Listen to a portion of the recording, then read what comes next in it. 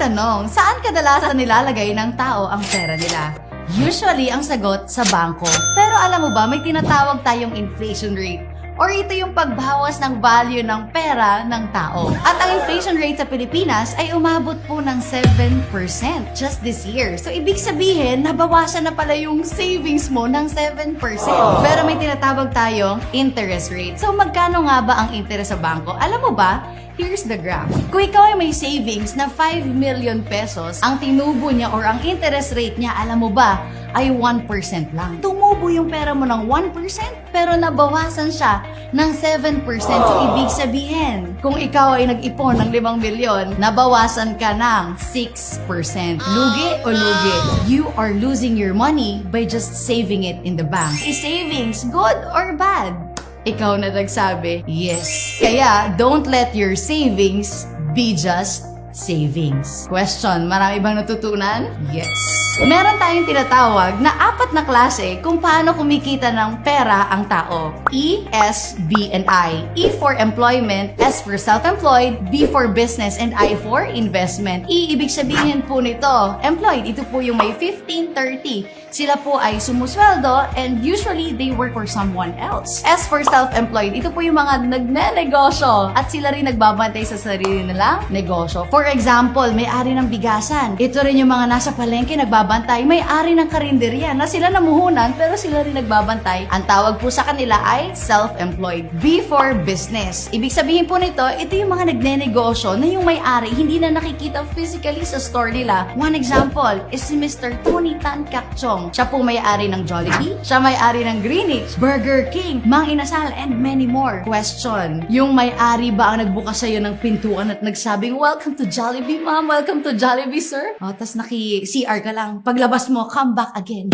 Siya ba yung nagganon sa'yo? Hindi na. Pero question, kumita ba siya? Yes. Diba? So, ang ibig sabihin, yun pala ang real business as per Robert Kiyosaki. Now, may tinatawag tayong I or investment. Ito yung naglalagay ka na lang ng pera at tumutubo na lang siya. Alam niyo ba that 95% of the people, they choose employment and self-employment. Only 5% lang ang pumipili ng business and investment. At alam niyo ba, pag lahat daw ng pera sa mundo ay pinagsama-sama mo, only 5% of that money ay pinaghahatian ng 95% of the population. And the rest, 95% ng money, ang nag-e-enjoy po is the 5% of the population. Ibig sabihin, kakaunti pinaghahatian ng marami. At yung marami, ine-enjoy ng kaunti. Question, saan mo gusto makihati? Sa 95% or sa 5%? Of course, gusto mong makihati sa 95% ng kayamanan. But ang tanong, per whom? Ang sinabi sa akin ng mga magulang ko, anak, mag-aral ka na mabuti para pag-graduate mo makahanap ka na magandang, trabaho. Bakit ganon? You know what? Kasi nung unang panahon, talagang uso po ang magtrabaho. Yun po yung tinatawag nating industrial age. Dati, isa lang ang may trabaho sa pamilya, pwede na. Tatay lang at yung nanay nasa bahay. Naglilinis, nagwawalis, pero well off na sila. Pero sa panahon ngayon, pansin mo, 2 na ang may trabaho sa pamilya, kulang pa rin. The economy is changing and upgrading. Dapat ang mindset o ang kaalaman din natin ay nag-a-upgrade. Kung papansinin nyo, ito naman, sa Pilipinas, sino ang pinakamayayaman? Henry C., Lucio Tan, Gokong Wei. Ano sila? Mga Chinese. Kung papansinin nyo, liit mata pero laki kita. Ang mga Pinoy, laki mata pero wala kita. Yun po yung nangyayari sa kanila. Bakit? Yun po ang nagiging reality dahil ang mga Chinese, paano pinapalaki? Anong sinasabi? Ikaw, anak, ikaw habang bata pa, ikaw bantay ating negosyo. Paglaki mo, ikaw may-ari ating negosyo. Diba? O yung isa, gumraduate para maghanap ng trabaho at yung isa, para magnegosyo. Question, sino more likely ang magsasucceed? Of course, yung nagnenegosyo. And I'm talking to you dahil Pinoy ka, Pinoy rin ako, at ang mayayaman sa Pilipinas, sadly, ang nagnenegosyo ay hindi mga Pinoy.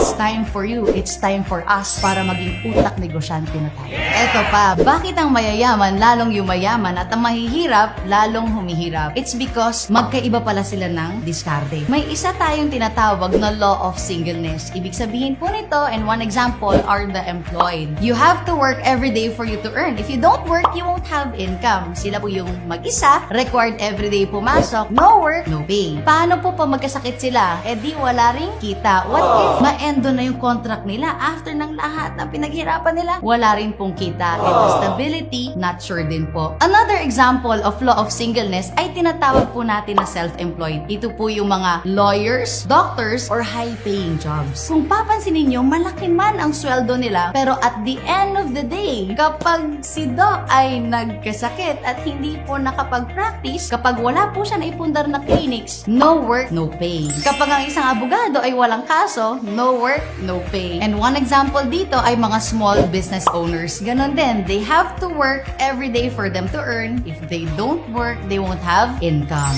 Now, this is the secret of the rich. Ito yung sikreto nila kung bakit sila yumayaman. Ang tawag ay law of leverage. No work, pero with pay. Pwede pala yun? Yes, at marami nakakagawa at ngayon, it's for you to find out. Kaya napakaswerte mo na pinapanood mo tong video na to. Ano nga ba ang law of leverage? One example, tignan natin si Mr. Lusutan. Alam mo ba, mag-isa lang siya pero nag-leverage siya or nagparami siya ng negosyo. Siya po may-ari ng Fortune Tobacco. Siya po may-ari ng Foremost Farm in Davao. Asia Brewery, kanya din. Eaton Group of Companies, sa kanya rin. Philippine National Bank, kanya rin. Malls in China and Hawaii. Allied Banking Corporation, Century Park. At ang paborito mong Tanduay, kanya rin po yan. Ibig sabihin, si Lusutan mag-isa pero nagparami siya ng business niya. Pangalawang dumami sa kanya is the people working under him. Alam mo ba na si Lusutan ay may 40,000 plus employees who will work, imagine who will work 8 hours a day. So si Lusutan, dahil sa sistema na na-build niya, ay may 320,000 hours a day.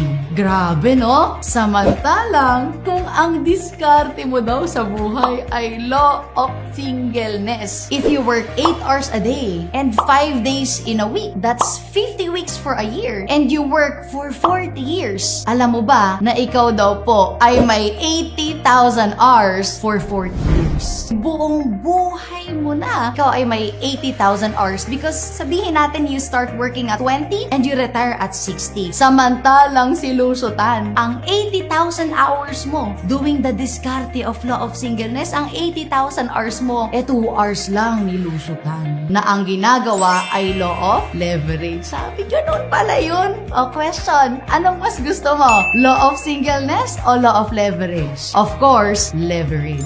So, see the difference? It's not just about the money. It's about the time. Na sana, pinapahinga mo na, pero tinatrabaho mo pa. Yun po yung tinatawag nating working smart and working hard. So, anong mas gusto mo? Working smart o working hard? Of course, it's working smart. So, pag-usapan naman natin ang kinikita ni Lusutan. Sabihin natin that Lusutan is just earning 10 pesos per hour. Since si Lusutan ay may 320,000 hours a day, alam mo ba ang isang oras niya ay 3.2 million. So, in 3 days, meron siyang 9.6 million. At sabihin natin si ate, ayaw pa rin mag-leverage. Gusto niyang law of singleness lang at mag-work siya for 40 years. So, that's 80,000 hours. Sabihin natin na may naiipon siyang 120 per hour. Alam mo ba, that's also 9.6 million pero in 40 years. So, it's not just about the money, but the time. Na sana, pinapahinga mo na, kaya lang, tinatrabaho mo pa rin. This is working smart versus working hard. Alam ko ngayon, since alam mo na yung law of leverage, magle-leverage ka na talaga.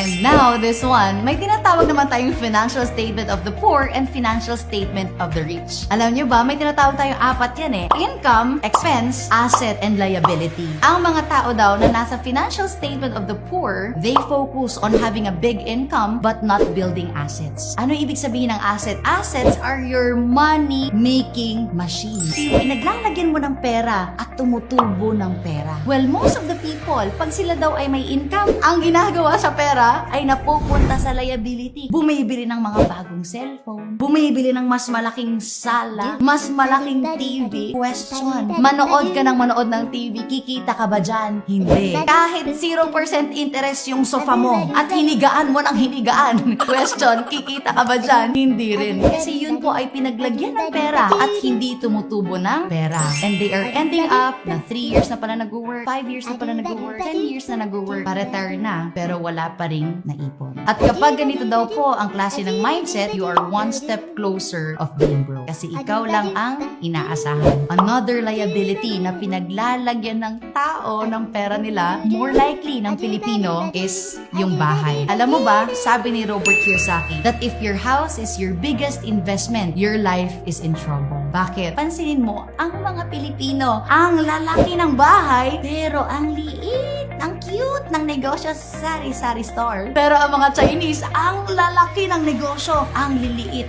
ng bahay. Why? Alam nila na negosyo talaga at asset talaga ang pinaglalagyan ng pera. And sadly, there's a lot of OFWs na na-meet ko na pag-uwi ng Pilipinas, walang naipundar at kailangan umasa sa anak dahil ang kanilang pera na naipundar napunta lahat sa bahay. Kaya this is a blessing na nalaman mo tong video na to. And as for Robert Kiyosaki, ang mga tao daw po mostly ay natatrap sa rat race cycle. Ito po ang cycle na nangyayari. So from work, merong income. After ng income, syempre may mga expenses. No? After expenses, pag medyo may natira na uuwi sa lifestyle. So after lifestyle, no savings. After ng no savings, what if magkaroon na emergency? Nauuwi po sa utang. At para mabayaran yung utang, kailangan ulit mag-work, sweldo, gastos, utang, work, sweldo, gastos, utang. Before they know it, 10 years na pala nag-work, 20 years na pala nag-work, na hindi na lang nila namamalayan na na-trap na pala sila sa cycle. At alam mo ba, ito po yung gusto kong ipabaon sa'yo, that loans can be a privilege or a trap. At ito ay magiging privilege if you know na ilalagay siya sa asset. And it's a trap kapag ilalagay lang siya sa liabilities. Congratulations! Kasi alam mo na ngayon at matalino ka na sa finances mo. Now we go to the financial statement of the rich. Or paano ba yung mayaman ang mga tao? Ano ang roadmap nila? Sila po, they focus on building assets, not just on having a big income. Yun din po yung nangyayari. Pag may extra silang pera, nilalagay po sa asset. Or tinatawag nating money-making machine. Tignan mo ha, pag nilagay mo sa asset ang iyong pera at nag-generate ng income, question, ilan na ang magiging source of income mo? Eh di dalawa na. Pag mas malaki na yung income mo, ilagay mo ulit sa asset, magiging 3 na yung source of income mo hanggang maging 4 na, maging 5, hanggang marami na. And time will come na mas malaki na ang kinikita ng asset mo than of your expense. At sabi nila, pag maliit ang kumot, matutong mamalok. Pero para sa akin, bakit hindi ka na lang magsipag para makabili ka ng mas malaking kumot na kasyang-kasya ka, pati pamilya mo? So, imbis na ang pinapaliit ay yung expenses, ang pinapalaki mo dapat ay yung pumapasok na income. So, ganyan po mag-isip ang mga taong nasa financial statement of the rich. Invest on money-generating leverage asset. Now, ang tanong, what if may ipon ako? Pearl Hung, anong gagawin ko? O ito, kung ikaw ay magta-traditional business at may ipon ka, sabihin natin 20,000, ang pwede mong itayo ay barbecuehan. Kung ikaw naman ay may 50,000, pwede ka magtayo sari-sari store. Kung ikaw naman ay may 100,000, pwede ka magtayo ng small franchise. 300,000, siguro mga internet shop. 500,000, water refilling station. Pero kung ikaw ay may 50 million pesos, pwede ka pong magtayo ng Jollibee. Pero ang question ko, again, where is the leverage business here? Sa lahat ng choices, it is Jollibee. Ang question ko sa'yo ngayon, may 50 million ka ba? When you study the industry, we have no difference between the modern business we have in this generation. Alam mo tong mga to. Example, Grab, Facebook, Alibaba, Airbnb, Spotify, and Instagram. Take a look at this. Grab is the world's largest taxi vehicle company, but they don't own any taxis at all. Pero sino yung pinakamayaman doon? Facebook is the world's most popular media content provider, but they create no contents at all. Alibaba is the world's most valuable retail industry, but they don't have any inventory. Airbnb is the world's largest accommodation provider, but they don't own any real estate. Mas mayaman pa yung may-ari ng Airbnb than most of the businesses na hotels na decades nang nakatayo. Spotify is the world's most popular music service, but they don't own any music rights. And we have Instagram, the world's most valuable photo company, but they don't sell any cameras. What they all have ay system, and it is online. Wala pong pinagkakaiba sa ginagawa natin ngayon.